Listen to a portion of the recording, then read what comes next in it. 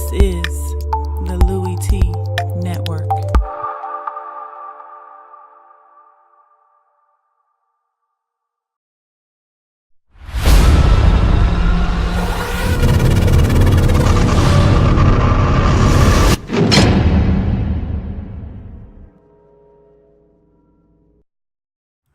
Who else could it be but me, your man, Louie T? Welcome to lockdown coverage week number 5 in the National Football League.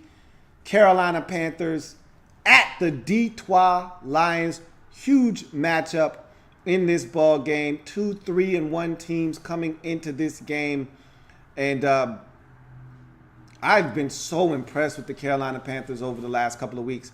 After starting the season off 2-1 and looking like a team that just played a bunch of soft teams and was able to kind of pad their record on teams that struggled to score points like San Francisco and Buffalo. And then watching them struggle against New Orleans at home to score, I said, this team, they're going to be good because they can play defense, but they're not going to beat the better teams in the league because they can't score.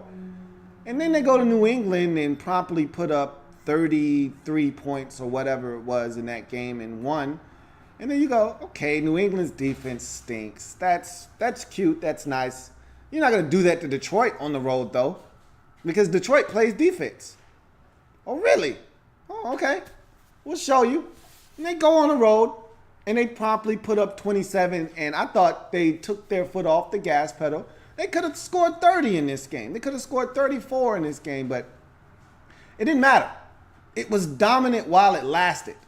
And this looked eerily similar. Now, they're not dominant on the ground like they were in 2015, but the swagger that I saw in this game, the team that I saw show up in this game and making plays, reminded me a lot of the 2015 team, not with the explosiveness and Ted Ginn Jr. catching 70-yard touchdowns or Philly Brown catching 57-yard touchdowns, but just their ability to just move the football effectively, get chunk plays, and then finish off those drives with touchdowns. That's what they did in 2015. They did run it more effectively in 2015. They didn't run it at all, and that's a testament to Detroit's defense. They just aren't having it on the ground. But I said they needed more creativity in the offense without Olsen, and we're getting more creativity. The touchdown on the shovel pass, on the option to McCaffrey, that was a thing of beauty. And we're seeing more teams execute those types of plays. Kansas City is among the best in the league at executing those types of plays. Carolina is high on that list as well. I just love what they did in this game. We're going to talk about the Panthers and why. I told you I thought they were going to be a good team and that they were going to slug it out with the Atlanta Falcons for that divisional crown this year, and why they're looking like they're back to form and ready to go reclaim what they probably feel like is rightfully theirs, and that's the NFC South championship crown.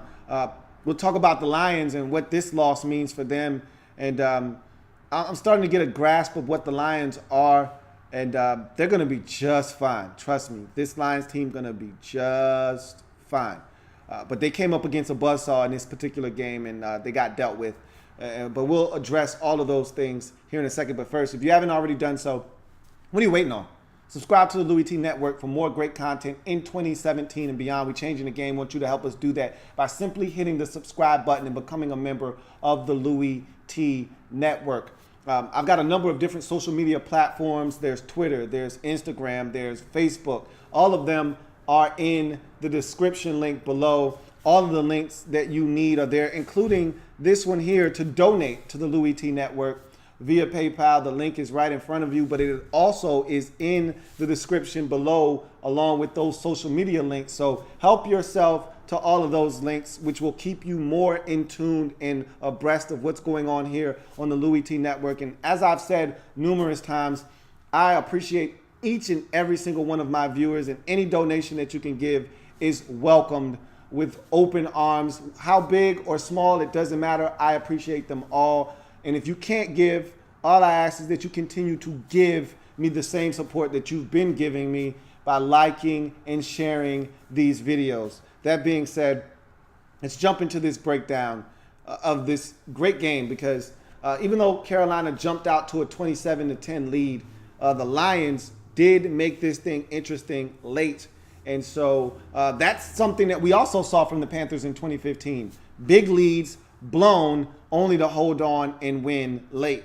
So hopefully they've learned something from 2017. I can tell you this much, or 2015. I can tell you this much, though. When they had to have it at the end to put it away, they got it.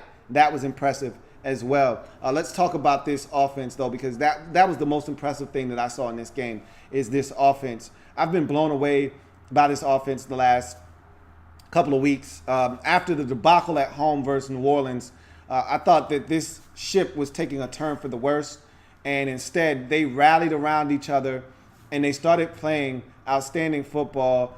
Cam has been extremely accurate, something that has eluded him throughout his career. Even in that 2015 season, he was throwing the football better from the pocket, but he was still inaccurate.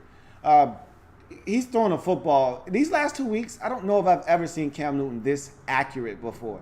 Okay, the football, that touchdown to Funchess when he's rolling out to his left, he wanted McCaffrey initially on the option route to the outside, and that was well covered. He turned it down. He rolled out to his left, and he stops, he plants, and throws a dart to Devin Funchess, who has taken his game to the next level. Devin Funchess, maybe your best receiver.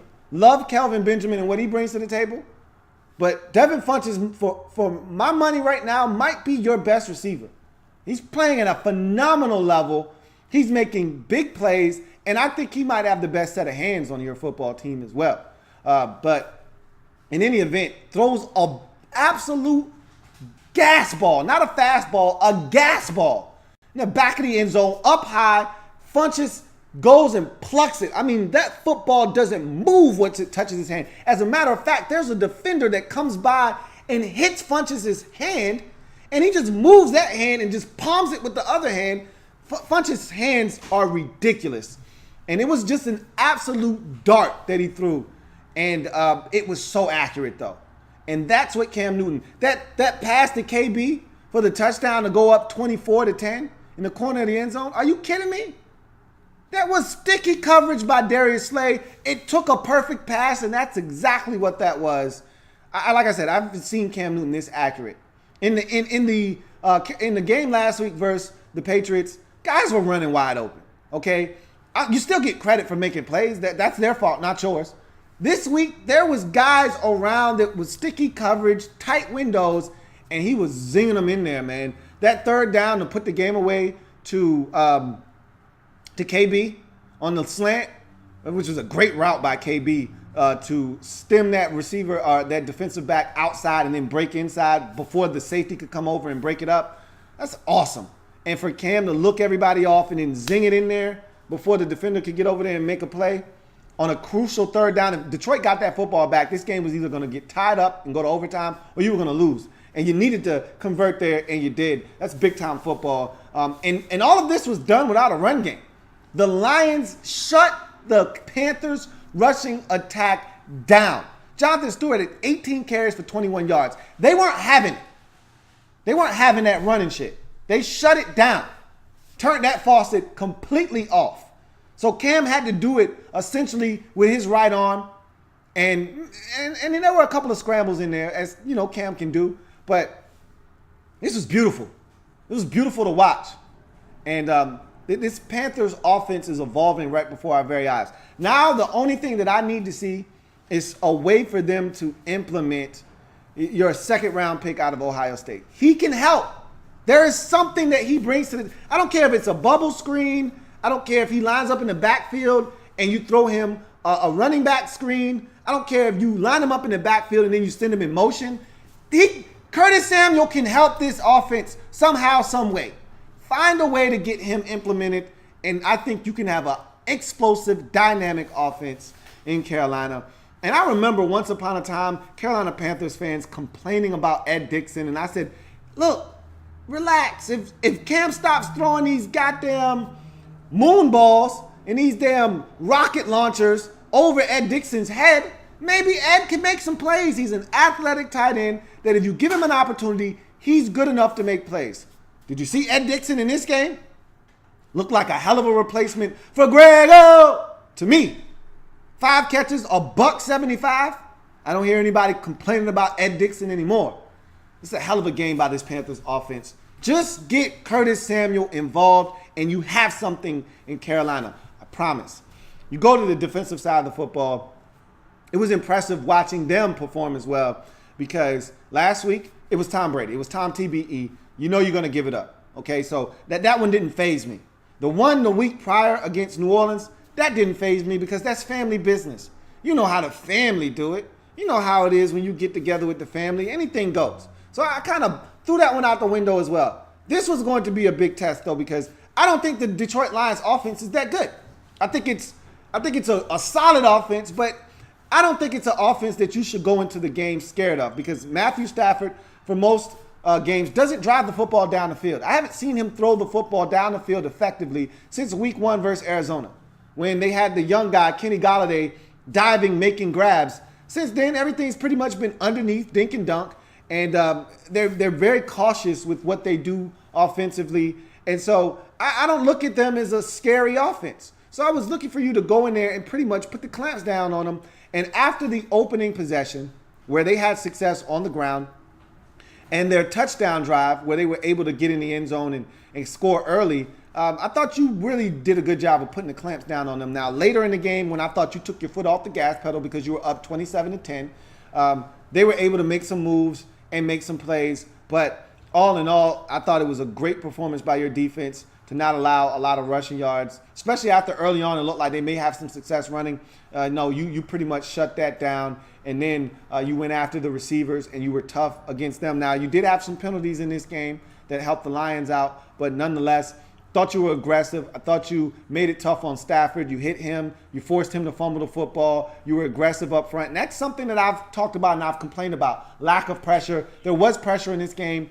I still need to see more of it, but it was refreshing to see you actually get after Matthew Stafford and make him uncomfortable back there and even force him into a turnover with the fumble. So, I actually think they actually recovered that one, but it was almost a fumble there. So in any event, the defense was aggressive. I thought you looked good, and you did some really good things in this game versus a very capable Lions offense.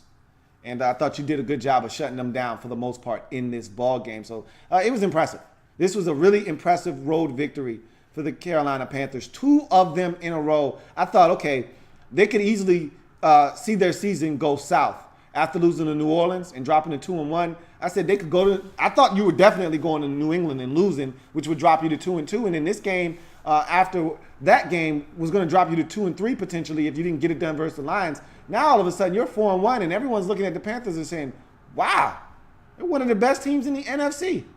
Now you got a huge matchup on Thursday Night Football versus the 4-1 Philadelphia Eagles. Who knew that was going to be a matchup of 2 of the better teams in the NFC at 4-1? That's going to be a ton of fun. That's going to be the best Thursday night game thus far on the calendar. I can't wait. Bart Scott can't wait to watch that one. Panthers have been ultra impressive over the last 2 games, especially on the offensive side of the football. You go to the Lions, and defensively, let's start there because I was impressed with the defense stopping the run. The defense was smothering the run game of the Panthers, but you gave it up via the air, and you're not making enough plays there. That's where the issue is for me. You're not getting enough pressure on the quarterback. Cam Newton had way too much time to throw the football in this game, and that's a problem. You're not making enough plays in the passing game in terms of man-to-man coverage. Guys are winning. That third down, Darius Slay, you big play Slay, I need you to make a play there. You can't let Kelvin Benjamin stem you to the outside, break back inside, and catch a slant basically unmolested to put this game on ice. That's where your name comes from, big play Slay. Your team needed a play there. I need you to make a play there. You give up the touchdown. That was a perfect throw. You can't defense the perfect pass. We've all heard that. That was a prime example of that. But this defense has to be better. They got to create more, opportunities for this team like they were doing earlier in the season, like they did against Atlanta. Create some turnovers. Create some shorter fields. This offense is struggling. I told you, I don't think this offense is all that great. I told you that a couple of weeks ago, that I don't think this offense is all that great. This defense is holding this offense up. I told you that. But when you don't get turnovers and you're not creating shorter fields for your offense, they're going to struggle. like you saw in this game, like you saw last week versus Minnesota. Okay? They're going to struggle. This is not an explosive offense right now. And I can't put my finger on it. You've got guys that can push the football down the field. But I can't explain why this team is dink and dunk, everything underneath, and methodically trying to move the football down the field. Whatever it is, it's not beneficial to this team scoring a ton of points unless the defense is going to chip in with points of their own or short fields by creating some turnovers and sudden change of possession. You didn't do that in this game, and that's why the Panthers were able to jump out to that 27-10 lead midway through the third quarter into the fourth quarter. They had a commanding lead, and it forced you to have to try to rally back. And this isn't last year where Matthew Stafford was able to put the team on his back and have all these dramatic come-from-behind victories. You fall behind this year, you're losing games. You tried to come back against Atlanta, fell short. Tried to come back against Carolina, fell short. You want to keep losing games, keep falling behind and thinking you're just going to come back and find a way to get it done late. This is not last year. This is a brand new season. Get it done defensively. Get it done offensively, which we moved to the offense. Eric Ebron let you down early in this game with a drop. It made you settle for a field goal. Obviously, you lose by 3. He catches that pass. Maybe you win the game. That's hindsight is 2020. We can't say that. But obviously, after he dropped that pass, I saw a lot more of Fells than I did Ebron, and I don't think that was a coincidence. The run game was effective early. How about the Z-Man, Zach Zenner, with that touchdown run and a big third down run? It might have even been a fourth down run, if I'm not mistaken. Either way, Zenner was huge in this game when he had some touches. Theo Riddick out of the backfield. He broke off Luke Kuechly on one play, broke off Adams right after he broke Kuechly up. He's dynamic. He needs to touch it more. I say this every year. I feel like a broken record. You got to get guys that can make plays of football out in space more in Detroit. I don't think Riddick's touching it enough. Abdullah, I like what he's doing, but I think he needs to catch it out of the backfield some too, and kind of switch up what you're doing.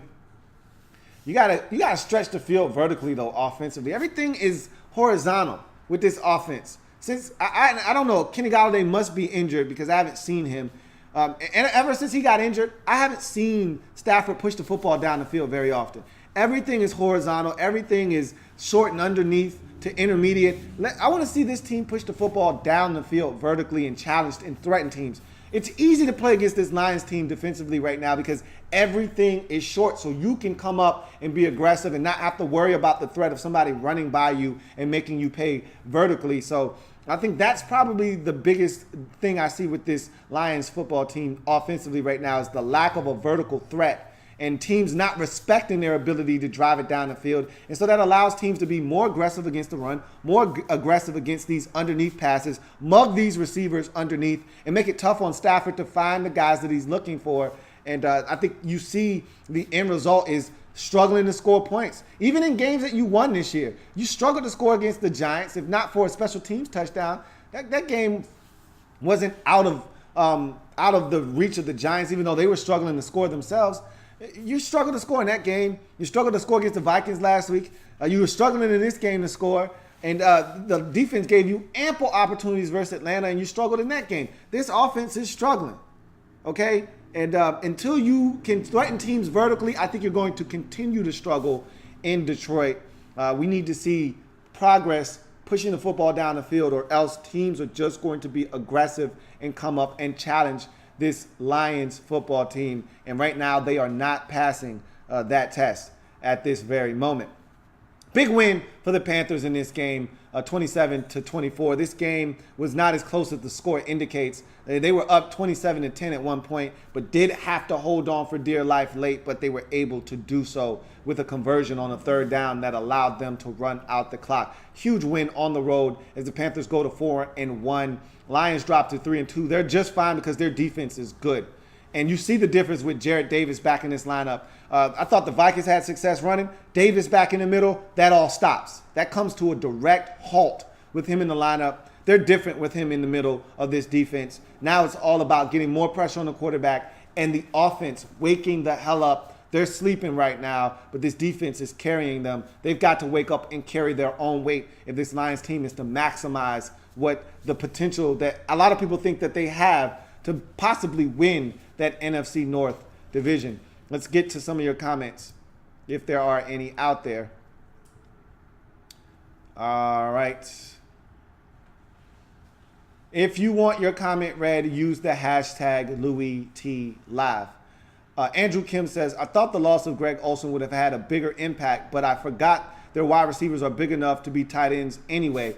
And I told you that's what they were building for, because Cam Newton loves big targets because he throws the football abnormally high. That's just his release point. It's just how he operates. And those guys, they go up and they get it for him. But he's been extremely accurate. I've been impressed with his accuracy of late. And Ed Dixon has filled in admirably the last 2 weeks for the absent Greg Olsen. And so they're playing outstanding football right now, are the Carolina Panthers. Archangel says, hey, man, let's go Falcons. He says, damn the Pussycats. Yeah, they look good for now, but how long will they last? Hashtag family business. We're going to see, man. That's a big game on Thursday between them and the Philadelphia Eagles. That's 2 4-1 football teams. That's going to be a hell of a football game.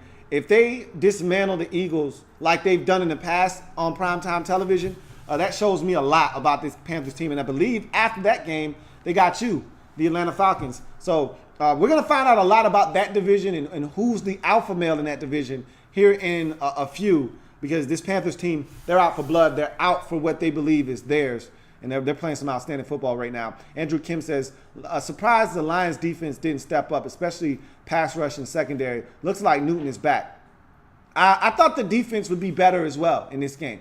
I thought the run defense was outstanding. I thought the pass defense left a lot to be desired in this game. And, I mean, it is what it is. At the end of the day, the Panthers out-executed the Detroit Lions. It's not like they were terrible in the secondary. It's just that Cam Newton made some amazing throws, and you can't defend the perfect pass. And I actually give some credit where credit is due. We killed their offensive coordinator all the time for not being creative enough, but he was creative in this game. Give some credit to Shula. He drew up some good plays, including in the red zone, that shovel pass on the option look to McCaffrey. That's creativeness. They need that. It gets tough to score in the red zone. You've got weapons. Use them. They did. Give credit where credit is due. The Panthers out-executed the Lions in this game. Jose Galvin says, Panthers or Eagles? You'll get that from me on Wednesday on the Winners or Losers program. Tune in there to find out who I think is going to win that football game. Dominique says, what quality wins do Atlanta have? Well, they went on the road and did what you just did against Detroit. That's a quality win. You say what you want about Chicago. Not easy to go to Soldier Field and win. Ask the Pittsburgh Steelers. I'm not saying that's a quality win, but it's not a terrible win. I respect what the Atlanta Falcons have done. It's not hard to go to the Super Bowl, lose, and bounce back and play good football the following year. Ask the Carolina Panthers how tough that is to do. You went 6-10 after you missed out on the Super Bowl in 2015. So I respect what the Falcons have done in this short season. We'll see what they do moving forward. And they beat Green Bay. That's a quality win. If that's not quality, I don't know what quality is. CF Coaster says Panthers play the Bears, then Bucks after the Eagles, not the Falcons. Okay, so you've got the Bears and the Bucks. That should be an interesting game versus the Bucks. One that you should win, though. We'll see what happens with that game as well. Silver V says, if Stafford could cut down on the follies with his reckless ball handling, he could be elite. That's always been Matthew Stafford, though. You got to take the good with the bad with him. He's going to make some mistakes. He's going to miss some throws. He's going to do some things that you shake and scratch your head at, but that's Matthew Stafford. You just, like I said, he's got to minimize that, and he's been minimizing those, but they're going to be there. Archangel says, yeah, the Panthers beat a Patriots team with no defense, and the Detroit Lions, but did they beat the sorry-ass Saints? Hey, look, they're 4-1, which is better than you right now at 3-1. So, again, you can talk all the trash you want, but you got them same Patriots? I think you even got them at the crib. Are you going to do what they did to the Patriots? You got them in a few weeks on Sunday Night Football. So, we'll see. I mean, you can do all the talking you want, but the proof is in the pudding. And those boys are going out and getting results. And that's what this league is about. It ain't about talking. It ain't about pointing. It ain't about calling names. It's about going out and getting results. This is a results-based league, and the Panthers are getting results right now. They're 4-1. which is one game better than you, a half game better than you because you had a bye week. So it is what it is. They're in first place. And so they're looking to come back and claim what's theirs, and they're doing a hell of a job right now of doing that. So we'll see what happens. In any event, big win for the Panthers on the road as they get it done 27-24 over the Detroit Lions.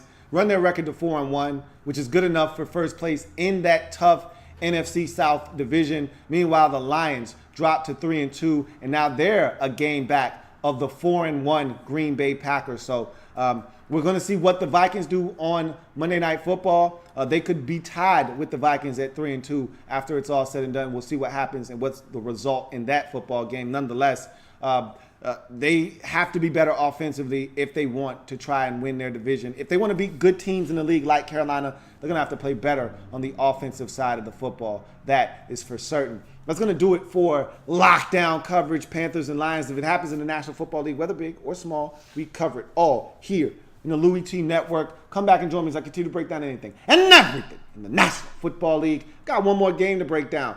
Raiders hosting the Ravens, and then that will set us up for Monday Night Football.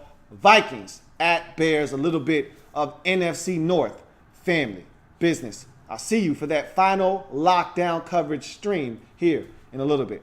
Have a good one.